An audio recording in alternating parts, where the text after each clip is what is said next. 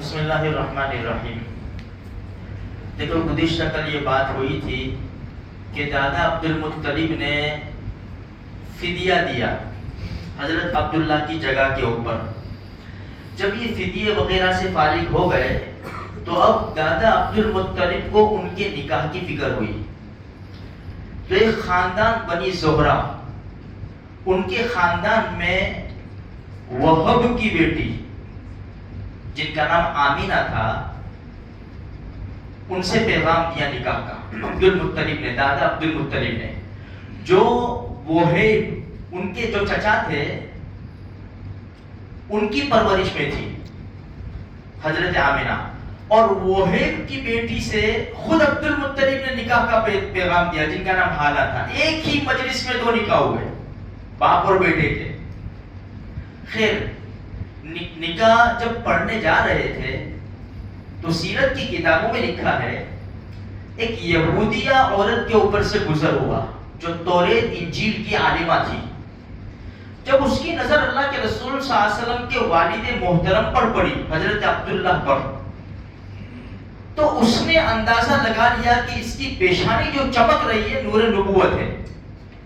اشارہ کیا، کہا 100 اونٹ دوں گی، 100 اونٹ.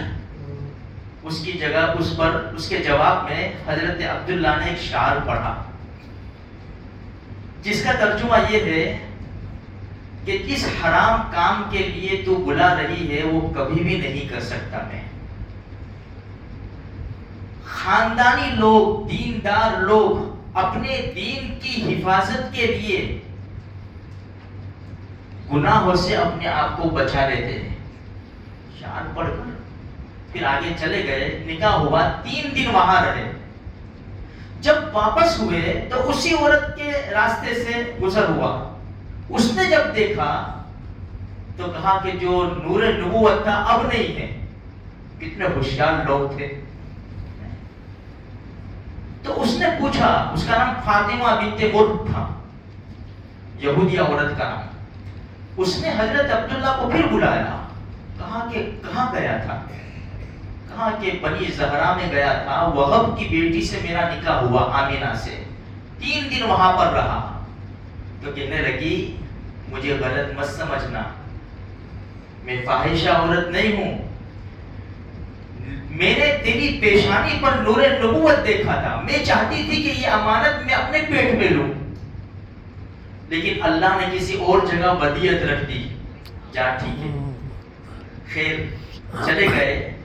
کچھ عرصے کے بعد اپنے ہمارے نبی کے والد محترم کا ایک قافلے کے ساتھ شام جانا ہوا، تجارتی قافلے کے ساتھ.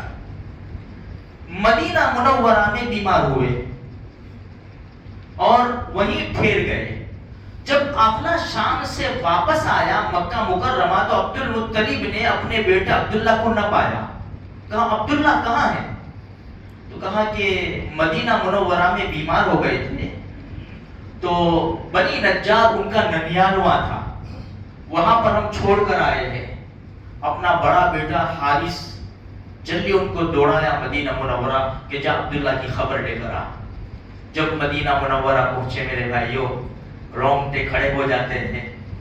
ہمارے نبی کے والد محترم کا انتقال ہو چکا تھا. واپس تشریف لائے اور یہ خبر مکہ مکرمہ میں پہنچائی دادا عبد المطلب کو، اور جتنا بھی خاندان تھا. ہماری پیارے نبی کی والدہ محترمہ حضرت آمینہ، ہمارے نبی تو ابھی ماں کے پیٹ میں تھے. یہ واقعہ سن کر سب کو بہت بڑا صدمہ لگا میرے بھائیوں. تو اللہ کے رسول صلی اللہ علیہ وسلم ابھی ماں کے پیٹ میں ہیں اور باپ دنیا سے چل بسے. اس لیے کہتے ہیں یتیم نہیں، درے یتیم. درے یتیم پہلے ہی اٹھا لیا باپ کو. اللہ تبارک و تعالیٰ نے ہمارے نبی جو دنیا میں تشریف لائے یتیم ہونے کی حالت میں تشریف لائے. اندازہ لگاؤ میرے بھائیوں، جس نبی کے ہم امتی ہے، دیکھو ان کی ہسٹری اٹھا کر دیکھو کیسے حالات. ابھی تو ماں کے پیٹ میں ہے اور پوری زندگی اٹھاؤ کتنے زبردست حالات ہمارے نبی کے اوپر آئے ہیں، ہم انہی کے امتی ہیں میرے بھائیوں۔ آج ہمارے اوپر بھی حالات ہے تھوڑے سے، وہ تو ہمارے کرتوتوں کی وجہ سے ہے، ہمارے گناہوں کی پاداش کی وجہ سے ہے، ہماری سستی اور کاہلی کی وجہ سے ہے۔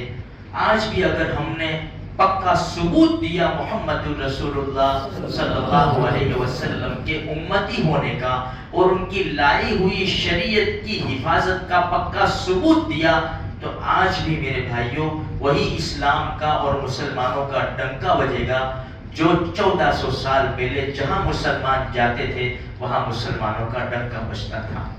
آج بھی اللہ کی طاقت وہی ہے، اللہ وہی ہے میرے بھائیوں۔ مسئلہ ہمارا ہے، بس اللہ تبارک و تعالی ہم سب کو قبول فرماوے اور ہمارے نبی کی سچی محبت ہمیں نصیب فرمائے۔